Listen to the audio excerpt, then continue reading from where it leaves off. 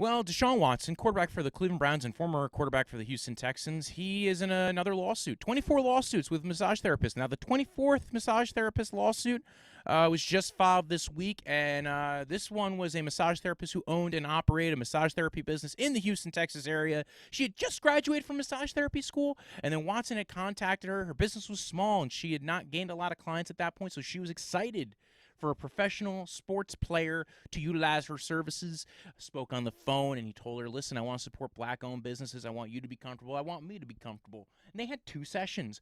First session was very professional, she said. The only thing that was noticeable, he wanted to use a towel instead of a draping. He had to leave early, and he paid her $100 instead of $55. Sounds like a good session for her.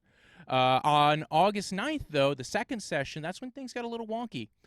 He came over to her apartment at 3 o'clock in the afternoon. He still didn't want to use a draping, wanted to use a towel, but this time he wanted to do everything face up and have his thighs and abdomen rubbed. And as she was rubbing his thighs, he kept on telling her to go further and further up the thighs until she was getting into the no-no region.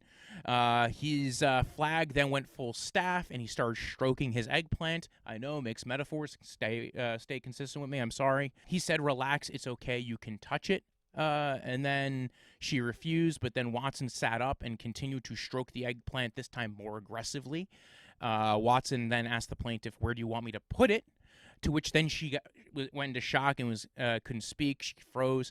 Then Watson fired fluids all over the room. That happened when you stroke an eggplant very aggressively, and to the point where some got over her chest and her face. Now, I've had people say, well, wait a second, mine doesn't fire like that, Walter. And, listen, I'm not going to go into the ergonomics of eggplant firing, but I will say that sometimes when your hand is in a very aggressive motion, depends on how aggressive you are when you stroke eggplants, just try painting aggressively with the high motion. You'll get paint all over the place, and I'm sure that's kind of a similar situation that happened here. Anyway, he finished with his painting, his Jackson Pollocking, and he then got dressed, paid the plaintiff $150 via Cash App, and left. And remember, these are all allegations.